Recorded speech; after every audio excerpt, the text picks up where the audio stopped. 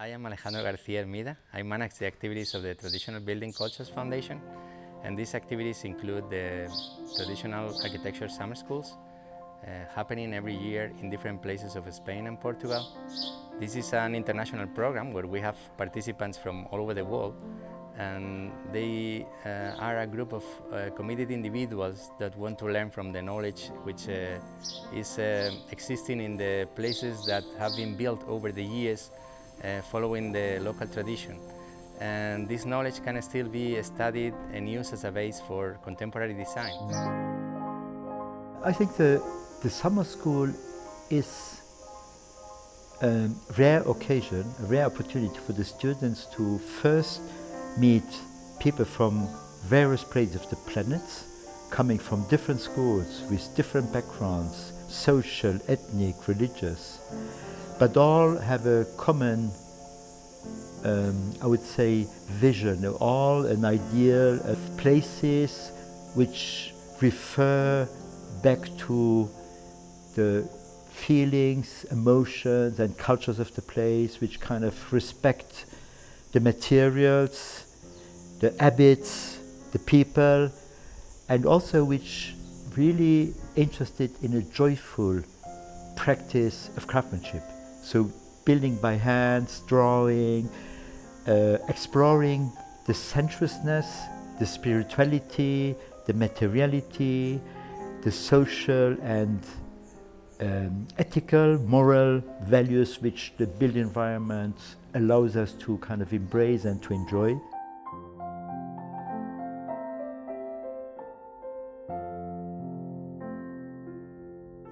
In architecture beauty, one thing which we have to learn again is to learn use natural materials, materials which are not toxic, which come from our environment, which come in a short range of where we live, like has been done in the past, rather than transporting things over thousands of kilometers and then processing it so that it becomes natural material, becomes an artificial material.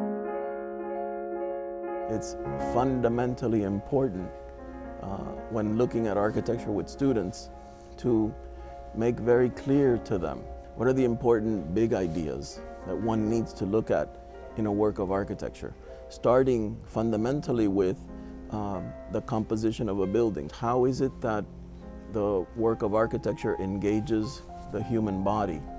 So this relationship of how humans perceive and understand buildings, meaning how they perceive and understand space, how the body moves through space, the notion of optical and visual understanding. Coming to this course is for students and also for us an opportunity to gather and to do the things that we really love, which is looking at architecture and designing. And also for students it's very useful to open their eyes and let them see that if they've not been lucky enough to know this part of architecture where they are at the school, to know that it exists and it is there. Because for many students it's been a transformative experience in that sense. They've known that there's another way of doing things, a way that has to do with community, with natural materials, with environment, with tradition, that is looking not for the ego of the architect, but for transforming our cities, our towns into something beautiful. An architect has to be very respectful, very precise in his work, not trying to become himself the protagonist of the place in which he is working, but trying to adapt himself, adapt the buildings that he is creating, and root them in the character, the scale, the materiality of the places in which he is working.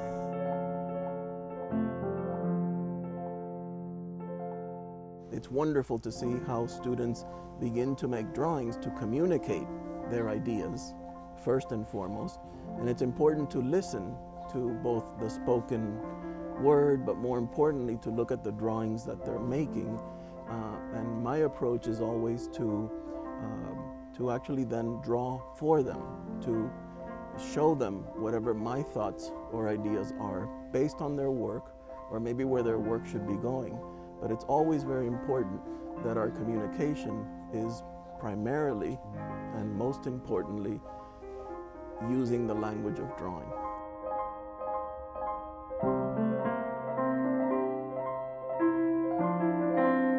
We learn from the participants a lot, and we kind of learned and we kind of are marveled by the way they discover the world and bring newness to our own kind of experiences. It get in contact people all around the world that shares a common sense of thinking, doing and experimenting architecture. The group embraces easily and nobody really makes a difference. So the age gap is completely irrelevant and people just kind of get along because there's a cultural harmony, there's a culture and there's a common vision, there's a common ground which makes the background, I wouldn't say irrelevant, the background becomes another opportunity. What we would like to get with these kind of programs is a growing number of architects and future architects that will be embellishing and improving the places where we live. Growing network of people who will be committed to working always with the aim of making a better world to live in.